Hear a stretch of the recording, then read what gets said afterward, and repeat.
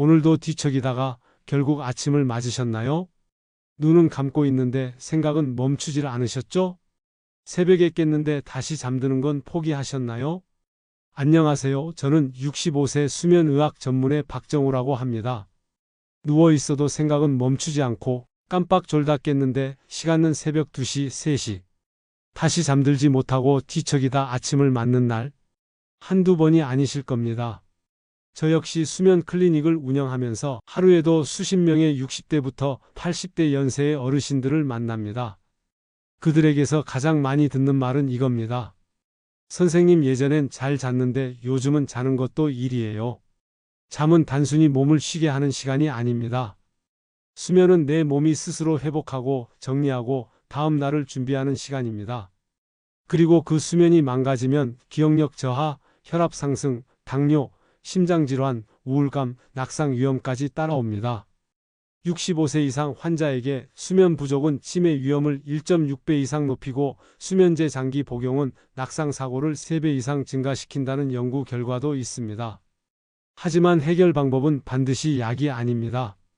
실제로 저는 제 환자들께 수면 습관을 재정비하고 몸의 리듬을 다시 맞추는 것부터 시작하자고 말씀드립니다. 오늘 이 영상에서는 수면제 없이도 꿀잠을 잘 수 있는 실제로 수면 클리닉에서 사용되는 루틴 5가지를 천천히 알려드리겠습니다. 꿀잠을 위한 첫 번째 방법은 일정한 수면 시간 지키기입니다. 우리 몸엔 하루 24시간의 생체 시계가 존재합니다. 이 시계는 우리가 언제 졸리고 언제 깨어날지를 결정하죠. 그런데 이 시계가 매일 다른 시간에 자고 다른 시간에 일어나는 생활을 반복하면 혼란이 오게 됩니다. 특히 60세 이후부터는 멜라토닌 분비량 자체가 줄어들기 때문에 리듬이 더 민감해집니다. 그래서 매일 같은 시간에 자고 같은 시간에 일어나는 것. 단순해 보이지만 가장 강력한 수면 회복법입니다. 주말에도 기상시간은 30분 이상 늦추지 마세요. 또한 아침 햇볕을 10분 이상 쬐면 멜라토닌 리듬이 빠르게 회복됩니다. 두 번째 방법은 저녁 시간 루틴 만들기입니다. 잘 자는 사람들은 자는 시간이 오기 전에 자기만의 수면 루틴을 가지고 있습니다.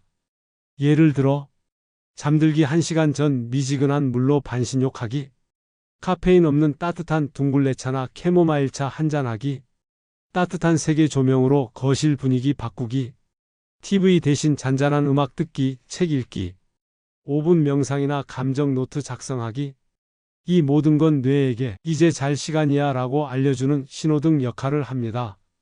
반대로 잠들기 직전까지 스마트폰을 보고 뉴스나 유튜브 쇼츠를 보며 감정을 자극하면 뇌는 오히려 각성 상태가 됩니다. 9시 이후엔 스마트폰 화면을 흑백 모드로 바꿔두고 따뜻한 물수건으로 얼굴, 목을 닦아주며 뇌에게 이제 잘 시간이야 라고 알려주세요. 세 번째 방법은 낮에 가벼운 운동하기입니다. 수면 클리닉 환자 중 많은 분들이 몸이 너무 피곤하면 잠이 올 줄 알았는데 오히려 더 못 자요 라고 말씀하세요.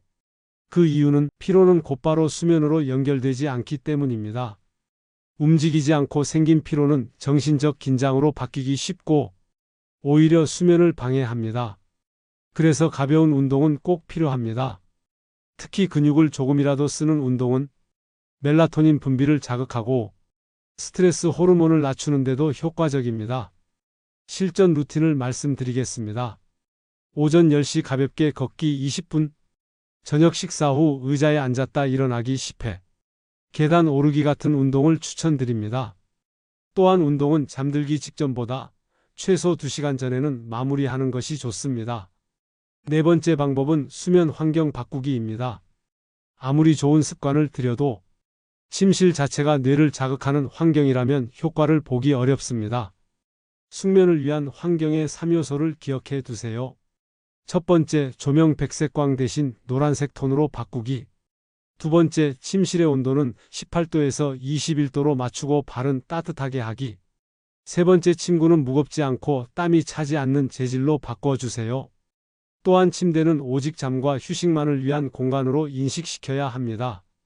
침대에서 스마트폰을 하고 식사를 하고 TV를 보게 되면 뇌가 침대를 활동의 공간으로 인식하게 되어 잠들기가 점점 더 어려워집니다.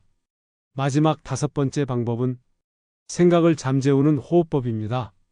잠자리에 누워도 머릿속이 복잡하고 과거 일, 가족 걱정, 건강 걱정까지 생각이 꼬리에 꼬리를 물고 이어질 때 그때 필요한 게 바로 이 호흡입니다. 이 호흡법은 박스 호흡법이라고 불리는데요. 혹시 처음 들어보셨다면 걱정하지 마세요. 아주 간단하고 누구나 할 수 있습니다. 왜 박스 호흡법이라고 불리냐면 숨을 들이쉬고 멈추고 내쉬고 다시 멈추는 이 4가지 동작을 네모박스처럼 반복하기 때문이에요.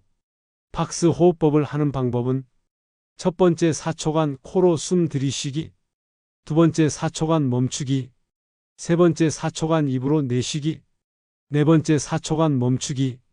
이걸 3번에서 5번 정도만 반복해도 심장이 천천히 뛰기 시작하고 몸의 긴장이 스르르 풀리는 걸 느끼실 수 있을 거예요.